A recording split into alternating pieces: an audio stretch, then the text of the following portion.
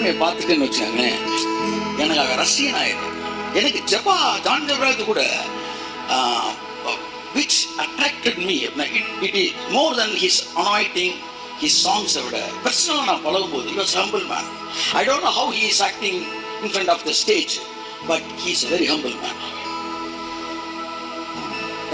நம்மளுடைய கேம்புக்கு வந்திருந்தா he will come just for taking notes, just for hearing my message. அப்ப இவன் பாடுறான், பாலு ஒரு பாட்டு ஸ்பெஷல் பாட்டு சாங் பாடும்போது கீபோர்டு யார் வாசிக்கிறா? ஜபா வாசித்தாப்ல. ஏன்னா பேசிக்கலி அவர் மைண்ட்ல என்ன இருக்குன்னா, நான் கீபோர்டு வாசித்தேன் தானே அப்படி வராது.